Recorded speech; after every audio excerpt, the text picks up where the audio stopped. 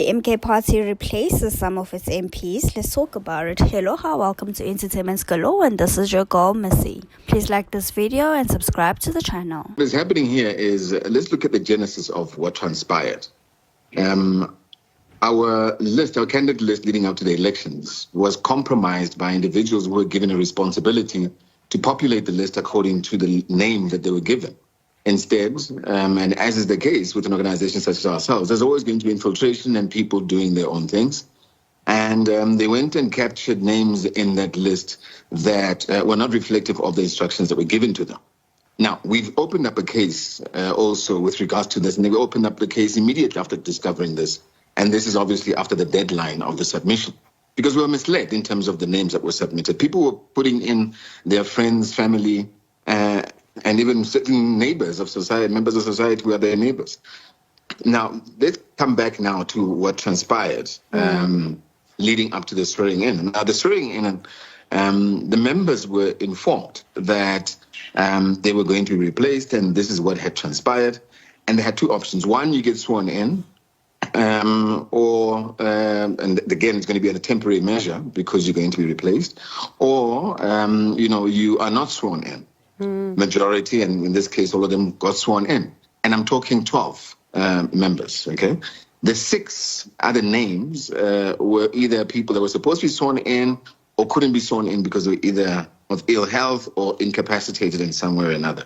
So the names that we're replacing, yes, it's 18. So there mustn't be a misconception that, we are not stable or whatever the case may be. No, we've taken this issue of the list very seriously. The members and the comrades who were sworn in, it was communicated to them. They did receive letters. So it cannot be something of some sort of an epiphany that we just decide, to just remove people. That's not true. That's a wrong perception to leave. They knew. Because the names, by the way, that are coming in right now, the names that were supposed to be in the first place. So, Nhlamulo, allow me to come in there. Pardon me. Who are these individuals? I've got a couple of questions to what you just said. Who are these individuals who doctored the list? We've opened up a case, and it's under police investigation. We cannot talk about the details of that investigation, other than to say we opened up the case at the Sandton police station. We can share the case number. Actually, I think we've actually shared a case number at one point. We released a statement regarding this issue. But such is the case, and that's where we're at.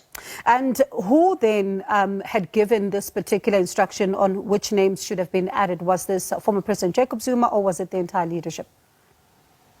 No, as you know, we, throughout our campaign, we've had a strategy, one to engage with religious leaders, traditional leaders, and so on and so forth. And which is a promise we made, because we said their voices are not heard in Parliament, and our leadership in Parliament ought to be reflective of society.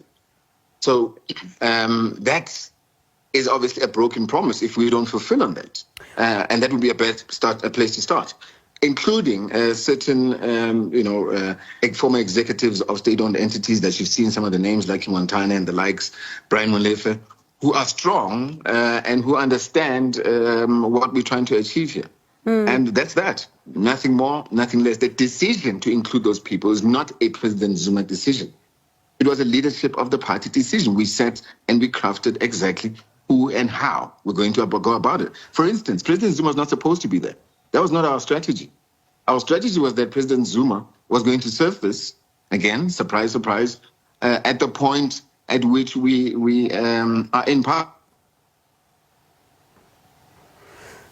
It seems we just lost the line there to Nhlamulo Ndlela as we're trying. Nhlamulo, I think we can hear you again now. Can you hear me? Yes, now we can hear you. So yes, I was saying that you say former President Jacob Zuma was not supposed to be on the list. That's where we lost you. No, that was not part about. Yes, former President Zuma was not supposed to be on the list. Because we knew exactly what transpired, where we knew the kind of people we're dealing with in adversaries would obviously want to challenge this. We knew the issue of Section 47(1)(e), that all sorts of objections could be brought, which is exactly what happened. But again, when you're infiltrated, and this was a sign of sabotage, this is what happens. President Zuma was only going to surface in the same way that Judge Hlophe surfaced. So, and that's that. Nhlabelo, this speaks of controls, though, the issue of controls. If people are able to then, as you say, doctor the list and send this particular list, which culminates into people then being sworn in who are not supposed to be sworn in as members of parliament, it also speaks to controls within the party that may also be fragile and may need to be looked at. No, I think if there's any credibility that you need to give us is this. We, in a space of 7 months, built an organization that was able to garner the kind of support that it garnered. So we shouldn't be questioned. If you look at our people's mandate alone, which is referred to as a manifesto, that tells you the level of professionalism that we have. We're setting up an organization here. Naturally, there will be teething issues. Naturally, with any organization. But we're professionalizing this organization. The same as is the case with the posture in Parliament. I mean, we had a situation where it was time for voting in Parliament. A lot of the people that we're replacing, funny enough, didn't show up at a critical time of voting. So when it comes to professionalism, let me tell you, we are one organization that is going to professionalize ourselves and ensure that the posture and the leadership of the organization are competent enough to lead. So are these people now out of the party? No, they're not out of the party. No one is expelled. It's just people who are being replaced at the National Assembly, and that's that. So where do they go to now? Just ordinary members? They've been ordinary members. I'm still an ordinary member myself. We're all volunteers. We have an interim structure.